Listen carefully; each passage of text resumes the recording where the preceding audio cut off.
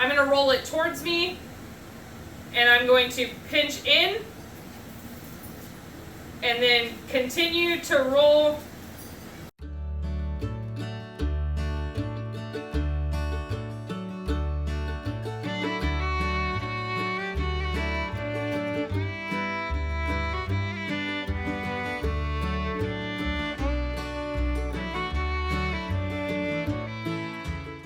Good morning, you guys, and welcome back to Kirshner FarmStead. If you are new here, my name is Kirsty, and please like and subscribe and follow our channel if you are interested in budget meals, farming, cooking, baking, canning, all sorts of food preservation.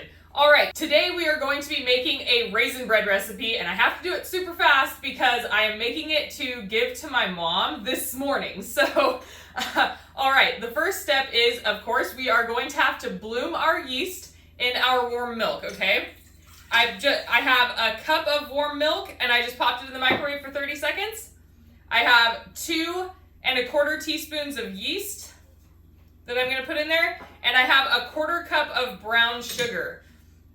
All right, I'm gonna turn on my mixer just for a second to get that all mixed up, and then I'm going to let it stand for 5 minutes and we'll be back. Okay, you guys, so our yeast has bloomed for the last 5 minutes.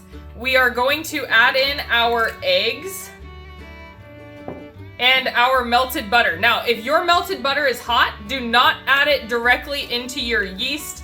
Add some of the about half of the flour in first.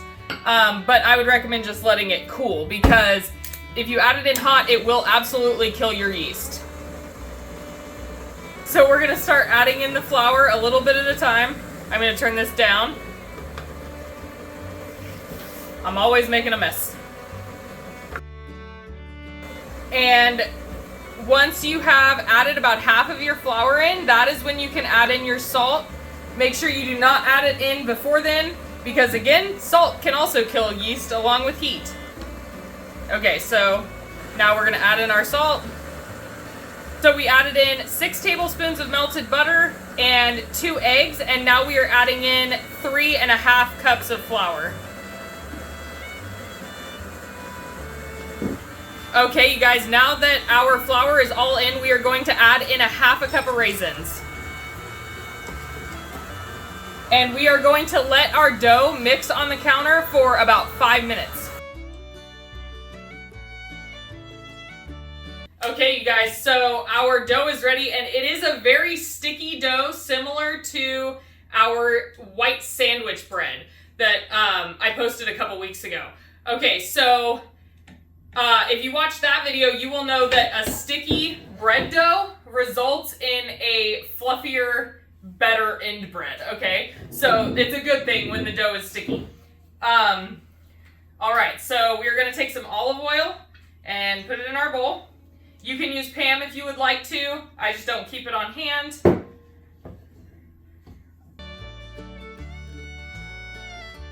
All right, now you want to make sure that the oil is completely coating your dough so that when it rises, it doesn't stick to the sides of the bowl. So I like to spin my dough like this and then put it up the sides a little bit so that it like oils the bowl for me, right?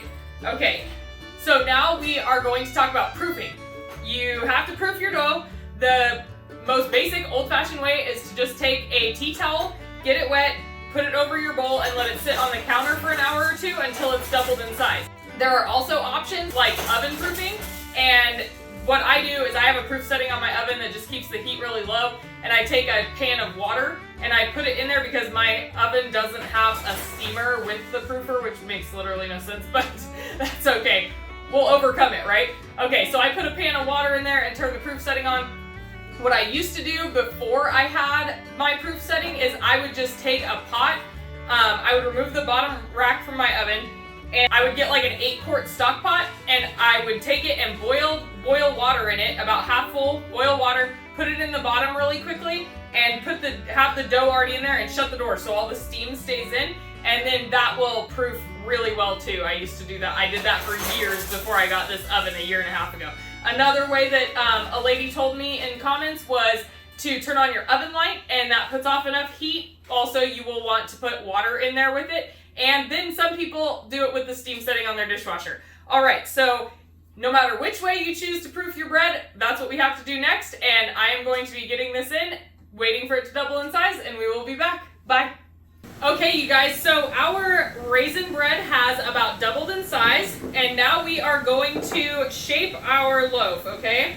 So you're gonna dust your counter, like always, and we are going to turn the dough out onto the counter. Okay, so the first thing you're going to do is you are going to fold the dough in on itself. Just a little bit, you don't want to overwork it. Alright, so it is a very soft dough to work with, but as you can see my hands are clean, so it's not like a super crazy sticky dough. Okay, now we are going to work it out into a rectangle. I am actually going to use my rolling pin just to get it out a little thinner so that we can get more of a swirl in there. Okay, so now we are going to take our melted butter, and this is really similar to cinnamon rolls, okay? We're going to just brush melted butter all over the top of our rectangle, okay? Okay, so now we are going to take about a tablespoon to a tablespoon and a half of cinnamon, depending on how much cinnamon you like, and we are going to put it into 1/3 of a cup of brown sugar. Mix it up. You can also just sprinkle it on there if you want to, but I like to get it mixed into the brown sugar. And then we are going to spread it evenly across our dough.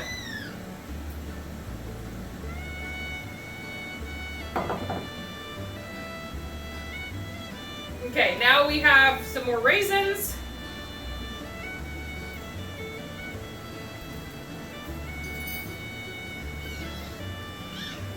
We're going to put about 1/3 to a half of a cup of raisins into the center. All right, so now we are going to roll our dough. I'm going to roll it towards me, and I'm going to pinch in, and then continue to roll towards myself. And you can't really seal it like you would seal a regular loaf of bread, so you kind of just have to like push down to push the raisins into the dough that's on top, and then at the end you're going to pinch the ends shut. Now make sure that you have an even loaf size. I'm going to be baking in my Pullman loaf pan. It's pretty much all I bake in unless I have like a little loaf that I need to do. All right, get that in there. And I am going to put my lid on almost all the way, leave it cracked just a little bit, and I am going to preheat my oven to 350 degrees, and then we will be back. I'll show you the rise on this before we put it in the oven. All right, bye. Most of the time, it is easier to clean your counter for flour with a bench scraper and a dry rag than it is to clean with water. As long as you don't have anything that would be contaminating your countertop, that is the easiest way to clean it. And then if you wanted to sanitize after, you could come and spray it down with the cleaner. All right. Okay, you guys, so as you can see, there's a nice little rise on our bread for the second resting. And now we are going to get it into the oven. All right, you guys, so our raisin bread is fresh and hot out of the oven. It smells amazing. Okay, I'm not gonna lie, I cut this to the, I literally have 5 minutes to get out of this house to go meet my mom.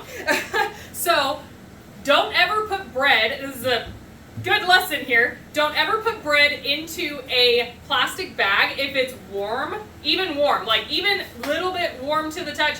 Don't put it in a plastic bag, because what will happen is as it cools, it'll condensate, and then it'll make your bread go stale faster. So what I'm going to do is I am going to wrap her bread in a tea towel, and then she can put it into plastic bags after she cuts it. All right. There we go, guys. That is our cinnamon raisin loaf. It is going to be delicious, I'm sure. And I hope that you guys enjoyed this video. If you did, please like, subscribe, and share with your friends. It is really the best way to help our channel. And as always, have a blessed day. Bye. Dad.